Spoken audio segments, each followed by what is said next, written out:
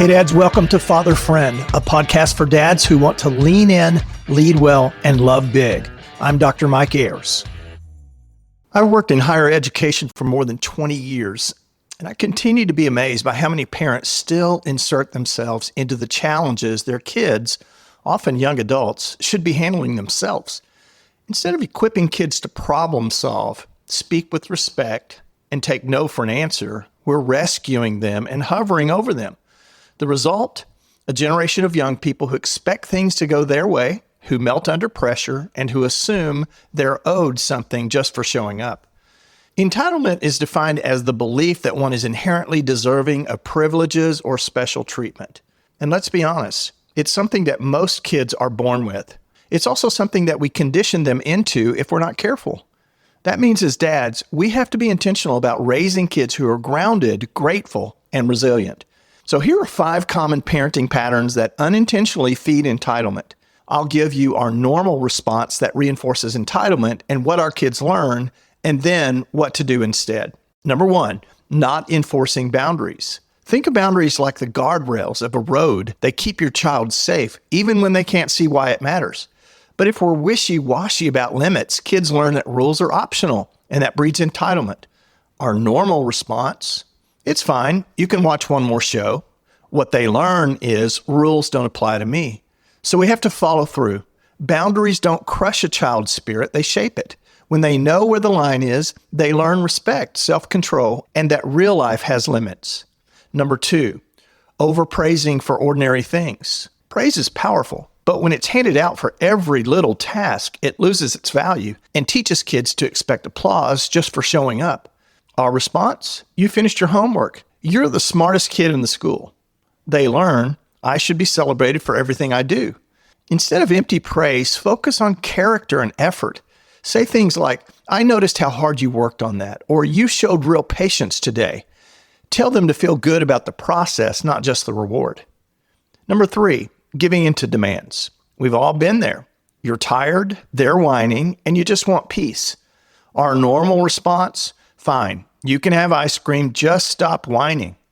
They learn, if I push hard enough, I'll get what I want. But every time we cave, we reinforce that entitlement. Instead, let your no be no. Help them understand that delayed gratification builds strength. It's okay for your child to be disappointed. They'll survive. And more importantly, they'll grow. The 4th way we raise entitled kids is by solving all their problems. Now, this one hits home. I remember the time when my middle son, Brandon, wanted a new baseball glove. He was maybe 4th or 5th grade. He'd been using an old one that we shared, but this time he wanted his own. So he saved birthday money, did some chores around the house, and carefully set aside what he earned. When we got to the store and brought the glove to the counter, without knowing it, he had come up just a few dollars short. He looked at me, disappointed and embarrassed, and I had to choose: step in, cover the rest, or let him feel it. I said, I'm sorry, buddy, but you don't have enough yet. He didn't cry, he didn't throw a fit, but he was clearly let down. Some of you are saying, man, that's just cruel. Well, I'll take that critique. I love my son, and I want the best for him, and you should see how well he handles money now. On the way home, I said, you're close. You just need to save a little bit more, and we'll come back. And he did. He worked, saved, and eventually went back and bought that glove with his own money. He was so proud. And you know what? He took care of that glove like it was gold. So our normal response is to jump in and rescue. It's hard not to. Not doing it goes against every fiber in our fathering soul. You've got a problem at school? Well, I'll talk to your teacher and take care of this. They learn someone will always bail me out. So this is going to be hard to understand, but we need to let our kids fail. Don't be afraid of that.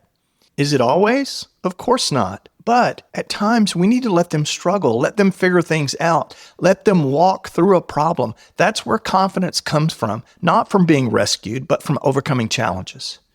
And the 5th and final way that we raise an entitled child is by constantly comparing them to others. It might seem harmless in the moment, but comparing your child to someone else can plant seeds of superiority or insecurity. Our normal response: oh, he's not that good. You're way better than him. They learn, I'm better than others, and I should be treated that way. Every child is wired differently, and you'll have to figure out some of this stuff on your own. But bottom line, don't feed the comparison trap. Instead, focus on their personal growth. You've improved so much, or I'm proud of how you handled that.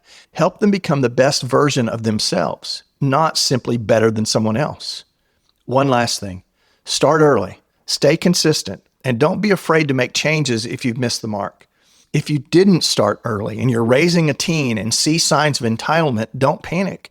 Sit down and be honest with them. Let them know that you love them too much to let them go into adulthood unprepared.